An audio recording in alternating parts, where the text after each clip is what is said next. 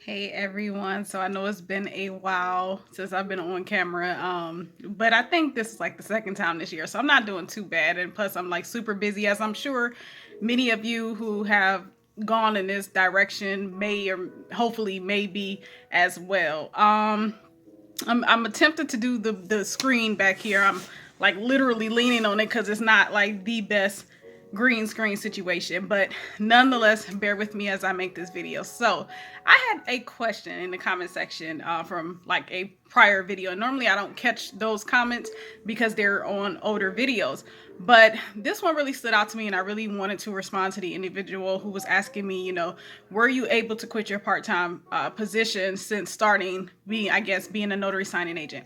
And many of you who actually follow my videos and who aren't new to my videos, who aren't new to my channel, know that I have been trying to make the transition to working from home due to many reasons. My vehicle being unstable, my situation where I am a mother of 3 children who are all online K through 12 learners. So for the most part, I really am a mother who is at home with her children most of the time, and I want to build in a business centered at home. That is my goal, to build a home-based business. But in the meanwhile, I would like to continue with being a notary signing agent, but then I ran into the situation with my vehicle. Listen, y'all, it is a journey, okay? It is really a journey. Got the printer stuff situated. I have like 3 different printers that work as all in one. Like, I literally have a monochrome printer, which is like literally a laser black and white printer. Then I have a printer that only prints, mind you, I have a printer that only prints laser color.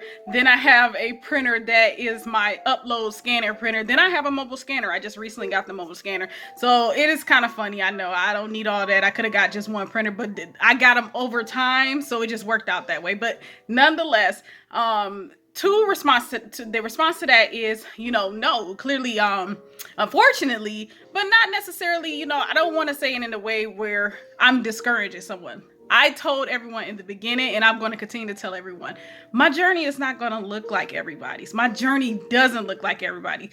At times it can be frustrating for me, but not really. And I'm gonna tell you why. Because when I was a little girl, I used to, I don't know, I used to feel like I was gonna be different than most people. I don't know, maybe I spoke that affirmation over myself. But one thing I always used to say is, I used to have this prayer where I would just, ask God, like, listen, if I'm going to go through things and hardships, let them just be mine. I really don't want anyone else to go through them. So let them just be mine. If I have to go through it, let me be the only one. I know it's like a weird prayer, but I always felt like if I hurt, I wouldn't want someone else to hurt the way I'm hurting, or at all, So if it's going to be someone, if it has to be me, then let it be me and only me. Well, with that being said, right? Okay, I had a phone call and I think it stopped the video, so I think I'm back on. But with all of that being said, taking the road less traveled, as it seems, as it feels sometimes for me, means that I'm going to be going through things, and I have been going through things that I don't really have an exact roadmap laid out for me, as to what direction I should go in, or what it is I should do. My situation truly is unique in a lot of ways. Like, I would say this, from where I'm coming from, especially financially, y'all, in depth financially, like seriously in depth, like network negative, okay? Thanks student loans and poor decisions on my behalf financially. Where I'm coming from to what I am attempting to go to is not unheard of. But there are little things here and there in my situation where it may be rare, or I may not see as many people as I would like talking about how did they overcome these things that I may be going through. So with that being said, I feel like I'm literally writing my own story, or I'm creating a whole nother path. I'm literally carving out a whole nother path for individuals who may find themselves in situations like mine. And it involves really being a leader, and it takes time. It takes a lot of research. It takes a lot of bravery, mind you, a lot of confidence, a lot of spirituality, the ability to go, you know what, regardless of what my current situation is, regardless of my current circumstances, I don't care what they are financially, whatever the case may be, I'm going to get to where I want to be.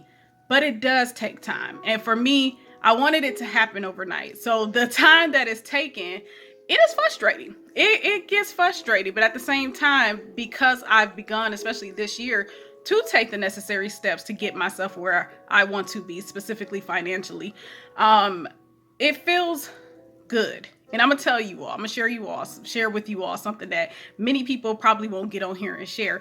Like, I am currently filing bankruptcy now. Before you judge me, right? Before you judge me, you got to think about it. Your former president, okay? I don't know about your current one, but your former one, he filed bankruptcy, and as many other wealthy people have. So, growing up, if you're anything like myself, growing up, it was taboo to say if you look like me and you were from a certain area, more than likely the areas that I'm from, okay, the lower income areas, it was taboo to say that you were filing bankruptcy. It was something that was frowned upon. And, no one talked about the fact that big corporations who were bringing in massive amount of profits were doing it too when they would experience hardship, or that some of the wealthiest people that we know today have done it, if not once, then another, more than once. So to make individuals who are in a financial situation where, for one, they weren't born into wealth, i.e. me, okay, we're not born into wealth, didn't know anything about being financially literate, had more chances, and I'm not using this as excuses, but I'm just saying these are contributing factors. You may not come from a family where they're financially savvy, and you're seeing your family members make the same financial mistakes that you're making or will eventually make. So to shame those individuals in regards to doing so, it seems absurd, but I'm not surprised, because I'm really drawing the connection on so many things that just doesn't make any sense. For example, you have this stimulus bill, and I was talking about this with my mother. I said, I see individuals on social media, particularly, again, individuals who look like me, may be from neighborhoods like mine or not, and they want to shame other individuals for saying that, yeah, they'll take that stimulus. They want that stimulus. They shame those individuals, but meanwhile, we have corporations, mind you, businesses that literally are being bailed out by the government, and no one shames them. So it's interesting, but at the end of the day, knowing who I am and knowing that I've educated myself enough in this area of bankruptcy, and knowing the things that I know just in regards of human nature and stuff like that, I'm not affected at all. I'm not afraid to get on here and discuss it. And I will say this too. I'm filing pro se, which means I'm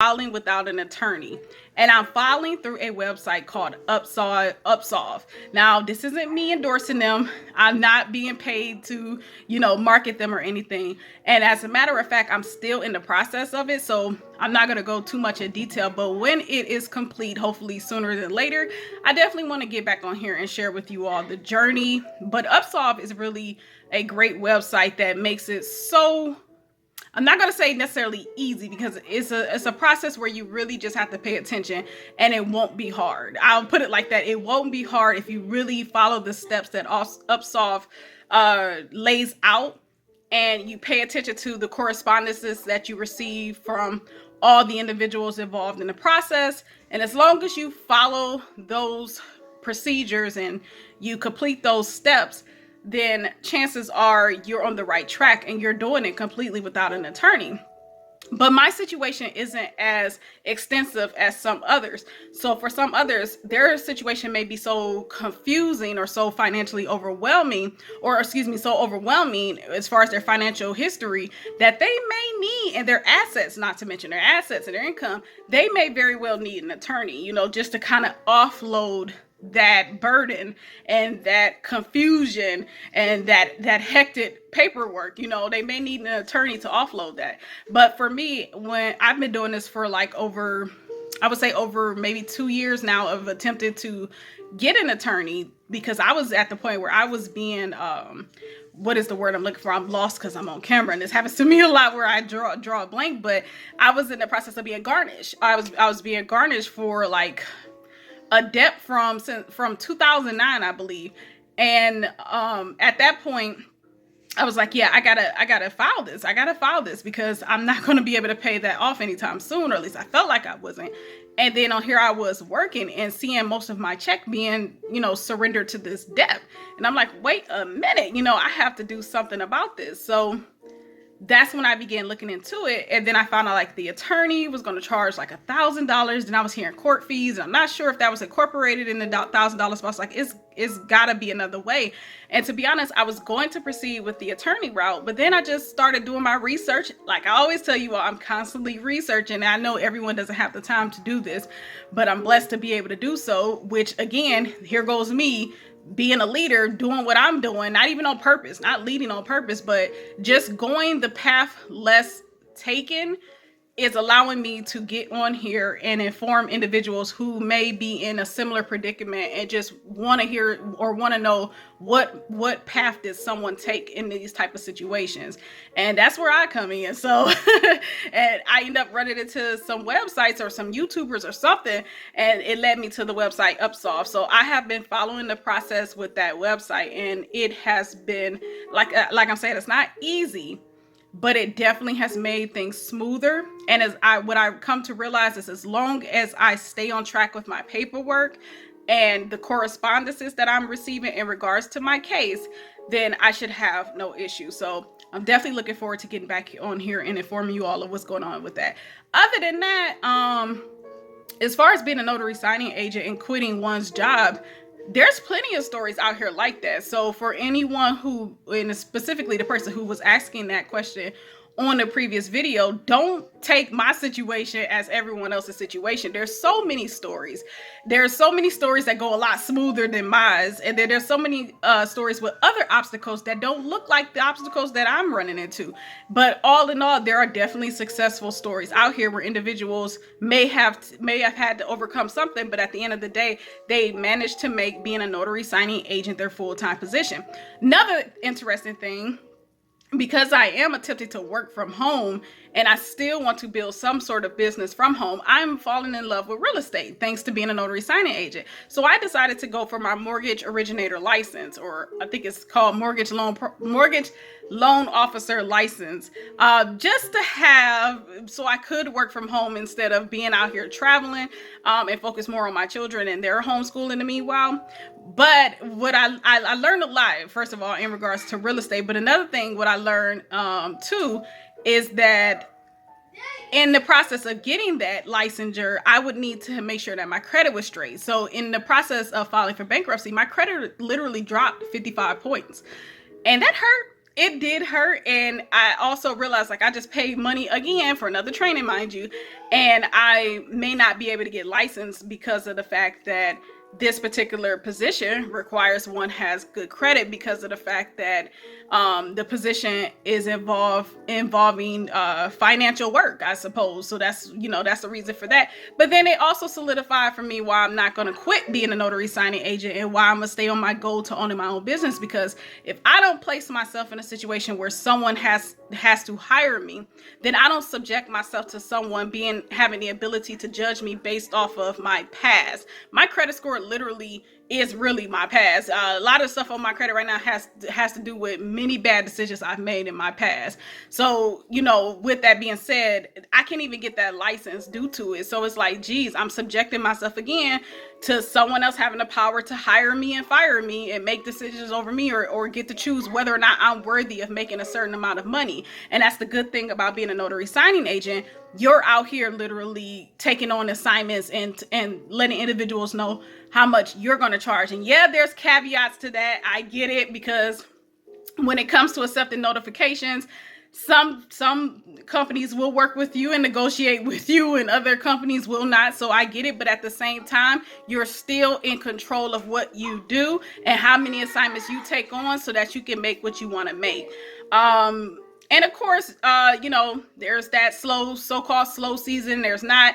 But even in the slow season of a notary signing agent, there's still other work that a notary can do, which is why we're all on here spreading this information. So at the end of the day, this is where I'm at currently with everything. It is very exhausting, y'all, but I'm hanging in there. I am very congested. I don't know if y'all can tell. I am very congested. There's like something going on around in the house, but for the most part, we're blessed. We're okay.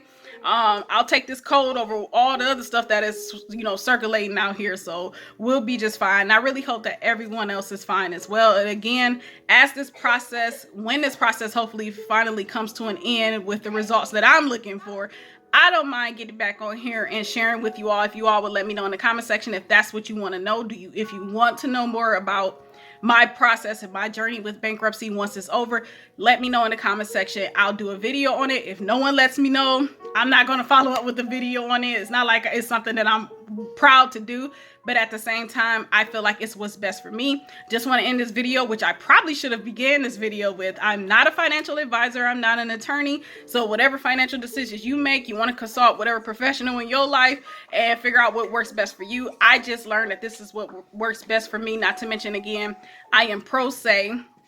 So I'm filing without an attorney, and I feel really, really good about it. But and even though I want to take all the credit, I would not be able to take the credit because of the fact that Upsolve is really doing a good job with just walking me through the steps. But it definitely helps boost my confidence. Like, I was going to pay an attorney. How much? And look at me doing it myself. You go, girl.